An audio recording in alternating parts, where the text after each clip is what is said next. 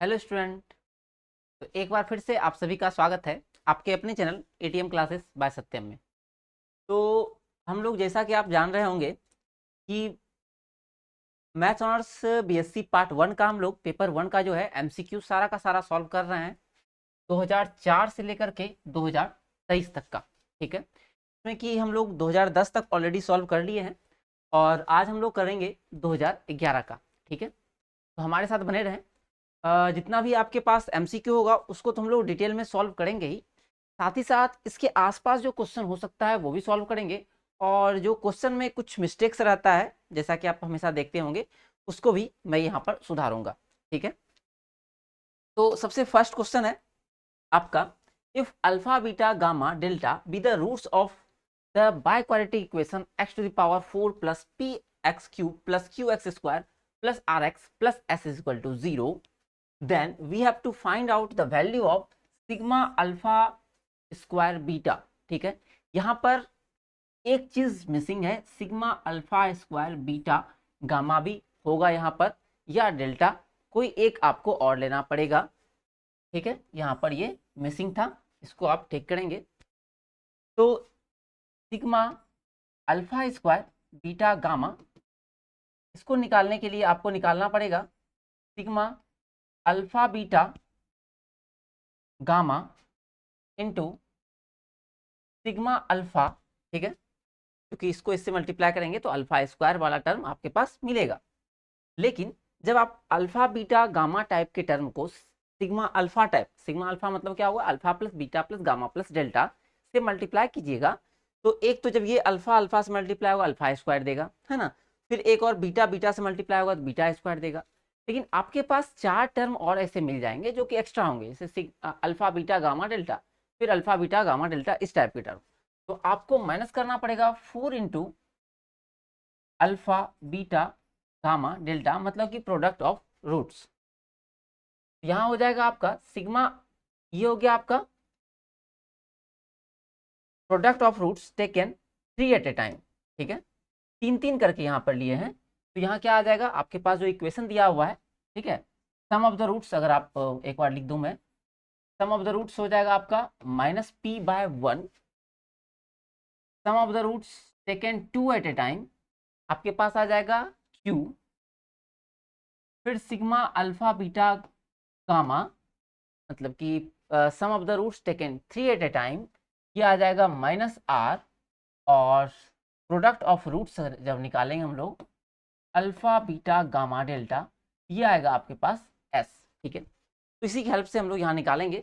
तो alpha beta gamma का value आप देख पा रहे होंगे माइनस आर है, sigma alpha sum of the roots मतलब कि alpha plus beta plus gamma plus delta, इसका वैल्यू माइनस पी है, फिर minus 4 into product of roots है आपके पास एस, तो आपके पास हो गया ये पी आर माइनस 4s, और आपका जो ऑप्शन नंबर बी हो गया वो करेक्ट हो गया।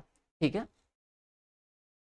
क्वेश्चन नंबर सेकेंड में आते हैं हम लोग, the principal value of sine hyperbolic x is equal to. ठीक है, तो साइन हाइपरबोलिक एक्स का जो प्रिंसिपल वैल्यू होता है वो होता है log x plus under root x square plus 1। ठीक है, अगर कॉस हाइपरबोलिक एक्स की हम लोग बात करें तो ये सेम यही आता है, बस हल्का सा चेंज आता है, x plus under root x square minus 1 हो जाता है। ठीक है, इसी तरह से आप चाहें तो 10 हाइपरबोलिक एक्स का भी वैल्यू याद रख सकते हैं और इसका आंसर आपको बताना है कि 10 हाइपरबोलिक इनवर्स एक्स का क्या होगा।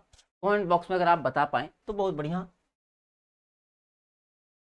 The rank of the matrix A is, कहता है जो मैट्रिक्स ए है इसका रैंक क्या होगा। तो आपको पता है किसी मैट्रिक्स को निकालने के लिए हम लोग 3 तरीका अपनाते हैं, एक डिटर्मिनेंट मेथड, दूसरा एक्लन फॉर्म और तीसरा नॉर्मल मेथड।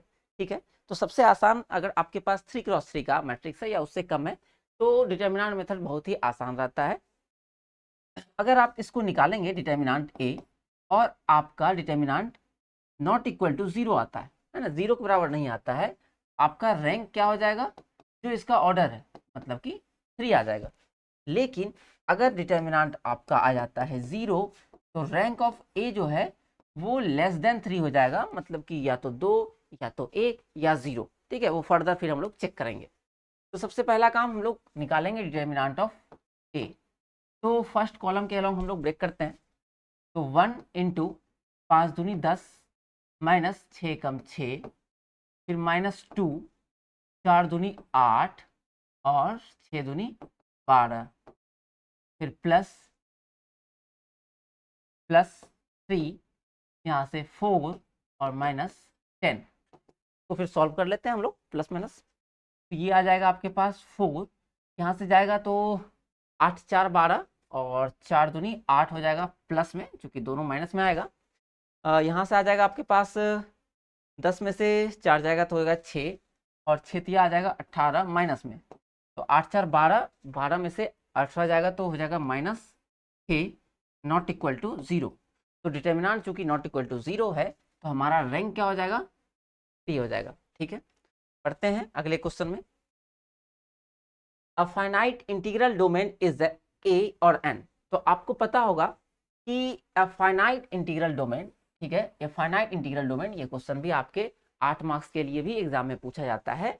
ये क्या होता है, तो एक फील्ड होता है। ठीक है, ऑप्शन से वैसे आप समझ सकते थे। जैसे ये इंटीग्रल डोमेन वर्ड यूज किया हुआ है तो रिंग ऑलवेज है, क्योंकि इंटीग्रल डोमेन रिंग होता ही है।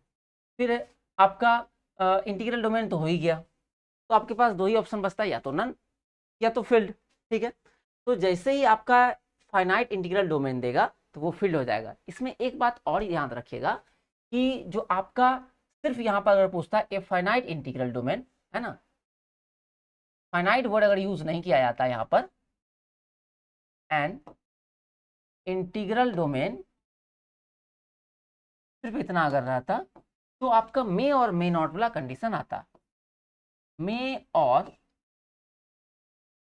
May not of field. ठीक है, ये बात आप ध्यान रखिएगा अगर फाइनाइट वर्ड नहीं होगा तो। अच्छा, इसका उल्टा ट्रू है, मतलब कि अगर कोई एक फील्ड है तो वो integral, every field is an integral domain. ठीक है, ये भी आप याद रख सकते हैं, एवरी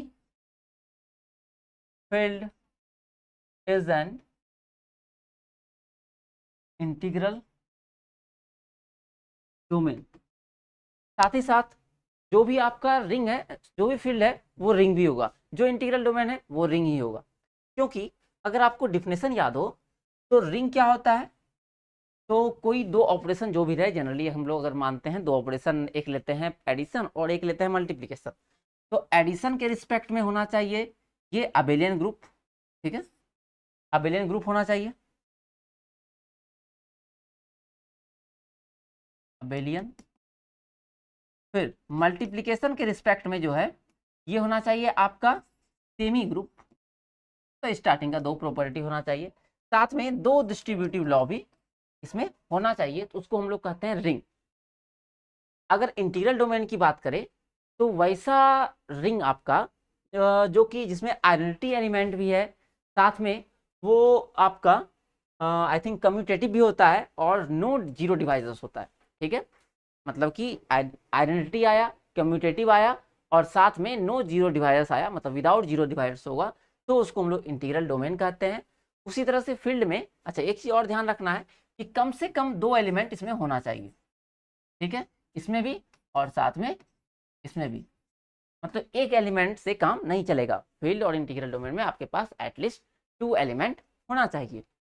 तो फील्ड की बात हम लोग करें तो फील्ड क्या होता है, every commutative ring with unity element, और साथ ही साथ इसमें क्या होगा कि every non zero element has an inverse. ठीक है, मल्टीप्लिकेटिव इनवर्स, कम्यूटेटिव भी होना चाहिए मल्टीप्लिकेशन रिस्पेक्ट में, साथ में आपका जितना भी नॉन जीरो एलिमेंट है उसका इन्वर्स भी होना चाहिए, और आइडेंटिटी एलिमेंट भी मल्टीप्लिकेशन के रिस्पेक्ट में इसमें होना चाहिए, तो उसको हम लोग फील्ड कहते हैं। ठीक है, तो यहाँ पर आपका रिंग, फील्ड और इंटीग्रल डोमेन भी जो है एक बार रिवाइज हो गया होगा, और उस पर बेस्ड जो क्वेश्चंस ढेर सारा हो सकता था, एमसीक्यू बन सकता था, वो भी हम लोगों ने यहाँ पर देखा। ठीक है, अगर वीडियो आपको पसंद आ रहा है तो निश्चित रूप से बताएं, जिससे कि मैं आपके लिए और ज़्यादा से ज़्यादा वीडियो बनाऊं। ठीक है, the set of real numbers with binary operation multiplication forms a और एन। कहता है आपके पास सेट ऑफ रियल नंबर्स दिया हुआ है और कह रहा है ऑपरेशन है मल्टीप्लीकेशन, तो ये क्या होगा? ग्रुप होगा, अबेलियन ग्रुप होगा, बोथ ए एंड बी, मतलब ग्रुप और अबेलियन ग्रुप दोनों ऑप्शन सही हो सकता है, और डी है नन ऑफ दिस। ठीक है, तो इस क्वेश्चन में आपको थोड़ा सा ध्यान ये देना है कि चूंकि ये बोला है सेट ऑफ रियल नंबर बोला है, और ऑपरेशन हम लोग लिए हुए हैं मल्टीप्लीकेशन, तो मल्टीप्लीकेशन के रिस्पेक्ट में ये ग्रुप नहीं बनाता है। क्यों? क्योंकि रियल नंबर में आपके पास एक एलिमेंट जीरो भी होता है ना, ढेर सारा एलिमेंट है, उसमें से एक जीरो भी है, और जीरो के पास कोई भी इन्वर्स नहीं होता है ना, जीरो का मल्टीप्लिकेटिव इन्वर्स नहीं होता है, इसलिए क्या हुआ, ये ग्रुप ही नहीं हुआ, तो ग्रुप नहीं हुआ तो अबेलियन ग्रुप भी नहीं हुआ, तो आपका हो जाएगा ऑप्शन नन ऑफ दिस। ठीक है, अच्छा इसी क्वेश्चन में अगर यहाँ पर सेट ऑफ रियल नंबर्स ना दे करके नन जीरो अगर दिया जाता, नन जीरो रियल नंबर्स, तो आपका ये अबेलियन ग्रुप हो जाता। ठीक है, मतलब कि आपका ऑप्शन सी और ऑप्शन सी हो जाता सही, मतलब ए और बी दोनों हो जाता ग्रुप अबेलियन ग्रुप अगर नन जीरो होता तो, लेकिन चूंकि जीरो आया और जीरो का मल्टीप्लिकेटिव इनवर्स है नहीं, इसलिए नन ऑफ दिस हो जाएगा। आप ध्यान रखिएगा जरूर।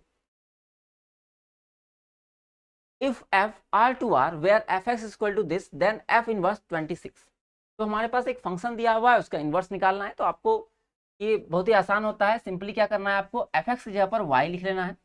ठीक है, एफ एक्स के प्लेस पर हम लोग लिख लेंगे वाई एक्स स्क्वायर प्लस 1, और यहाँ से x का वैल्यू निकालेंगे y के टर्म में, तो y minus 1 is equal to x square, square इधर आएगा तो बन जाएगा root y minus 1 is equal to x. अब ये जो आपका बन गया फंक्शन, यही हो गया आपका f इनवर्स x बोल सकते हैं। ठीक है, f इनवर्स x बराबर इतना, यहाँ पर आप क्या कीजिएगा, अब यहाँ पर 26 आप रख सकते हैं x की जगह पर। ठीक है,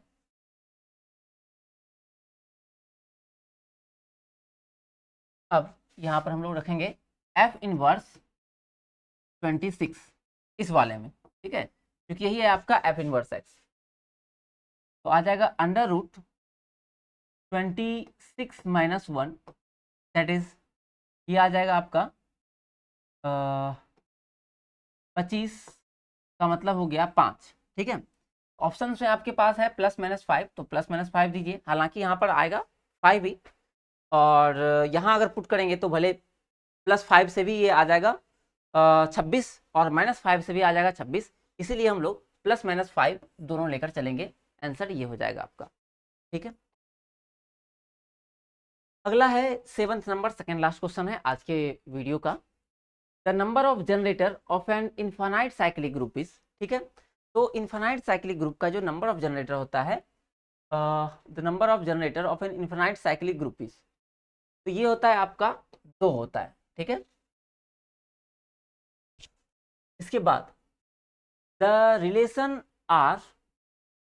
are on the set X, आपके पास एक सेट दिया हुआ है जिसमें कि 2 एलिमेंट है 1 और 2, डिफाइंड बाय द रिलेशन, और रिलेशन डिफाइन है इस तरह से 1 1 एलिमेंट है, 2 2 है, और 1 2 है, तो हम लोग को चेक करना है कि ये रिफ्लेक्सिव है कि नहीं, सिमेट्रिक है कि नहीं, और ट्रांजिटिव है कि नहीं। ठीक है, और अगर तीनों हो जाएगा, अगर ये तीनों रिलेशन होगा तो इक्विवेलेंस रिलेशन हो जाएगा, और कोई भी एक फुलफिल नहीं करेगा तो इक्विवेलेंस तो वैसे ही खत्म हो जाएगा। वैसे ऑप्शन में आपका इक्विवेलेंस है नहीं।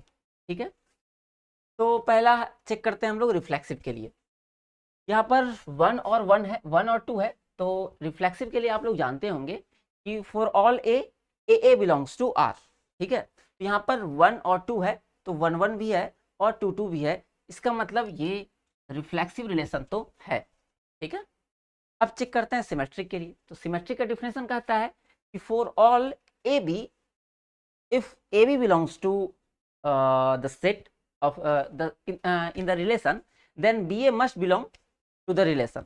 अगर AB है तो BA भी होना चाहिए, तो यहाँ पर 1 2 है, लेकिन 2 1 बिलोंग नहीं कर रहा है रिलेशन, इसीलिए क्या हो जाएगा, सिमेट्रिक तो बिल्कुल नहीं होगा।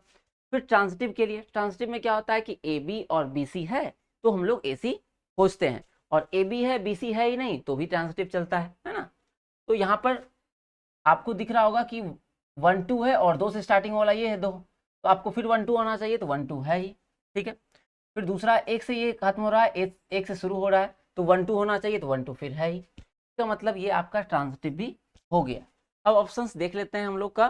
फर्स्ट ऑप्शन ही मैच कर रहा है, reflexive transitive but not symmetric. अब हो गया आपका ये लास्ट ही क्वेश्चन था, ठीक है। तो मिलते हैं हम लोग अगले वीडियो में 2012 के साथ। इसी तरह से आप लोग देखते रहिए, और वीडियो कैसा लग रहा है ये भी बताइए, और अच्छा लग रहा है तो भी बताइए, और बुरा लग रहा है या कुछ कमी रह जा रही है तो वो भी आप ज़रूर ही अपने कमेंट बॉक्स को लिखिए। मिलते हैं अगले वीडियो में, तब तक के लिए आप सभी का धन्यवाद।